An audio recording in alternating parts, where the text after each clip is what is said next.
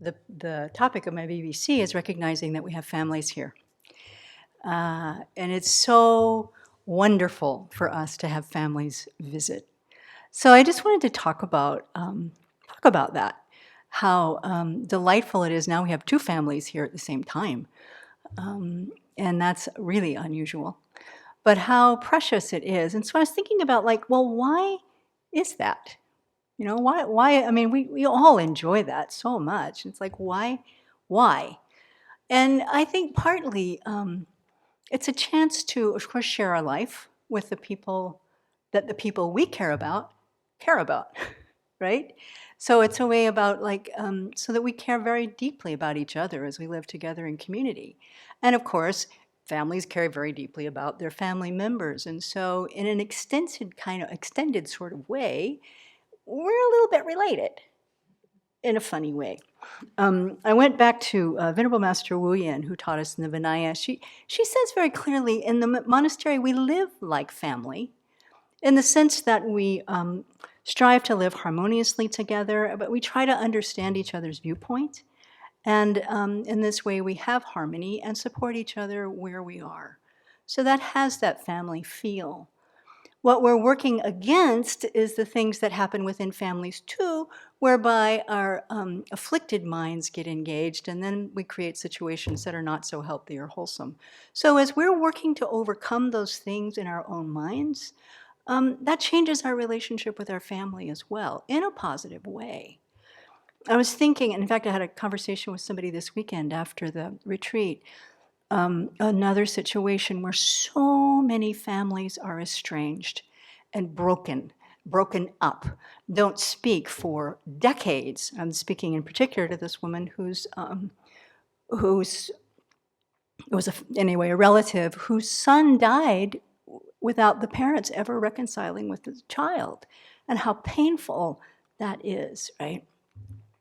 So this practice that we do of healing with our families, understanding our families, and really appreciating the kindness of our families. That's kind of the thing I want to focus on a bit. I think families would be surprised to know how much we meditate on family.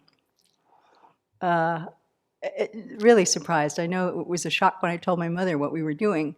But we have very specific meditations that we do to recall the kindness, first of our parents, then of our family and friends, then our teachers, strangers, and so forth. And when we look at, well, as Venerable Children says, all of us came into the world like with or without invitation. We just showed up and said, here I am. And the parents get potluck. You don't know what you're getting. You have no idea. And yet, the parents or the caretakers, whoever ends up caring for that baby, take that child, love that child, hold it, feed it, clean it, wipe it, train it, again and again and again and again. And although we can't remember that necessarily, I mean, we have memories up to a certain point, but we have to, but when we think about how absolutely vulnerable we were from birth on for a very long time, and we see around us how parents care for their children, or in the animal world, how parents care for their young, we see that there's this natural kind of love and caring for these little new ones coming into the world that we've been the recipient of. We have grown up, I mean, we came into ourselves as human beings, growing into our teens and into our adulthood, becoming all of who we are on the basis of what we got from the very beginning of our life. And so as we think about our parents, but also I'm thinking, I'm looking at the older siblings that also helped raise us, or the siblings that helped us get through different kinds of things in our life, or the extended family of aunts and uncles and cousins and so forth that help make up who we are. That is a kind of kindness that we, in our society, generally don't pay a lot of attention to, I think.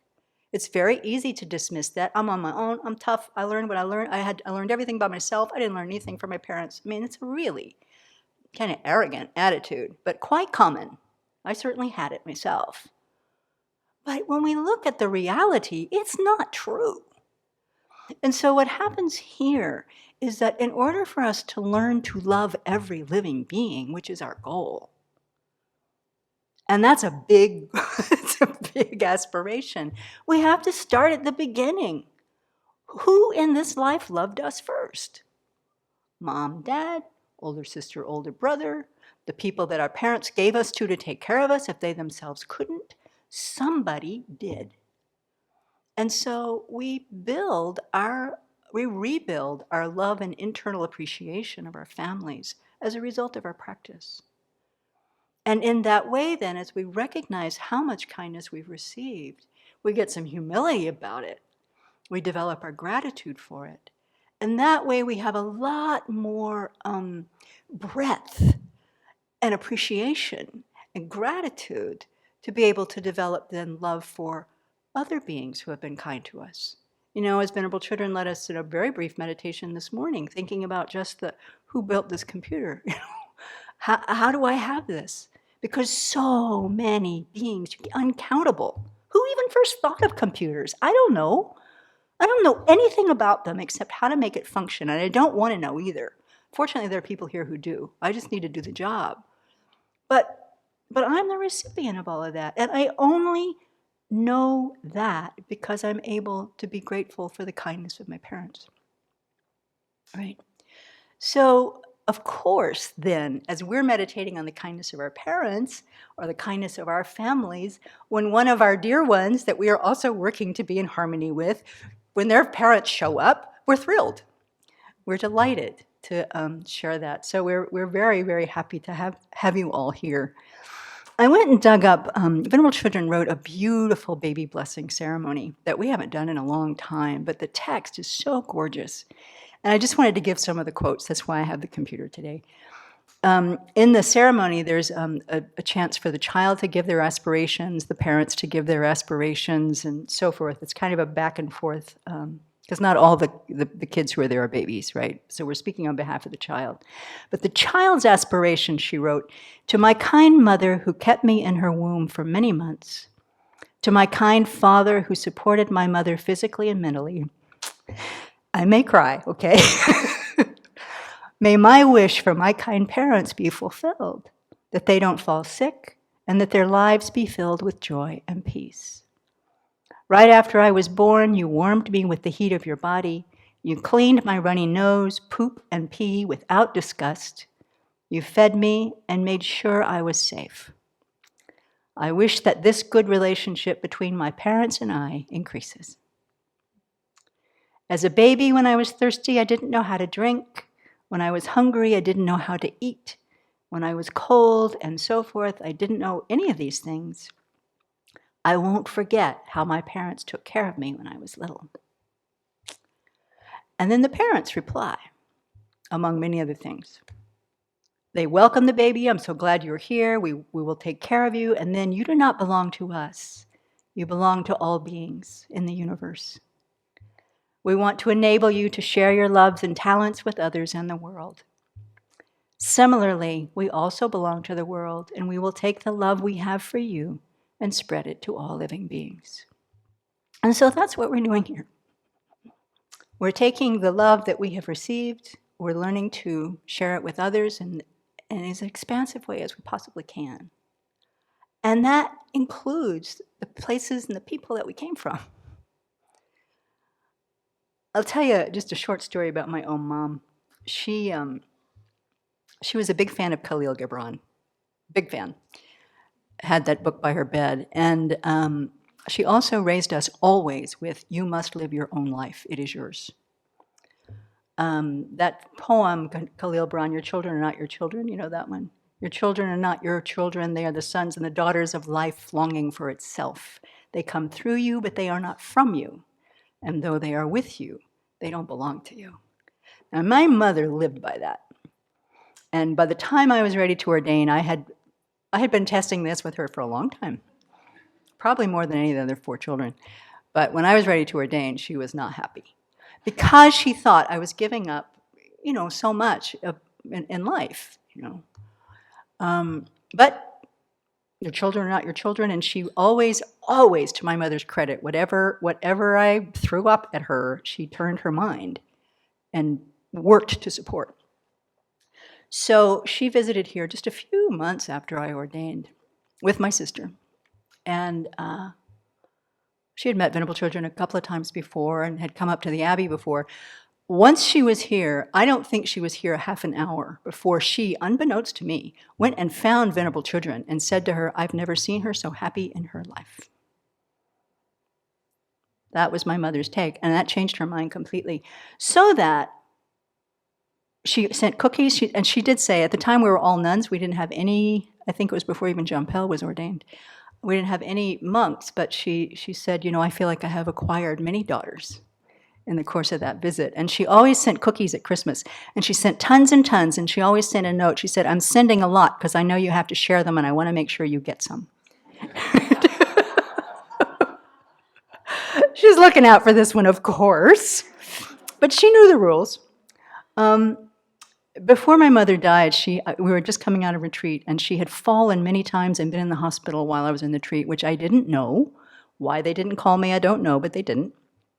But we had a phone conversation, and shortly after, when she was telling me these things, and she paused at the end of the phone call, and she said, I want you to know if something happens, I'm okay. Now, I knew what something happens meant, and I was like silent. And then I kind of pulled myself, realizing what the import of what she was saying to me. And I said, Mom, if something happens, I'm okay too. And she said, yeah, I know, you're there with all your sisters. You're so happy. I'm so proud that you've chosen this life. And those were her last words to me. She died 3 days later. Unexpectedly, but somehow she knew, right? So I feel so grateful to have that affirmation from my mom. I would have been here with her without it, of course. But to just see the value of the family visit, that's really what I want to emphasize. How important it is to understand that from my own mom's perspective, she got a whole bunch of, she already had enough kids, right? But she had a whole bunch more and was happy to share the cookies with everybody as long as I got some. And I think that kind of feeling comes whenever families come to visit. So welcoming you guys again and welcoming you guys again. I'm so sorry Justin's not here. So it's a delight that he's here for the first time too. And all of our families, they're very important to all of us because, we're all working for this together. And as Venerable Children often says of her own parents, without the ethical foundation that we got from our own families, without the nurturing of that place in ourselves that wants to be of benefit, how can we be? We can't. And so thanks for coming, and thanks for joining our community.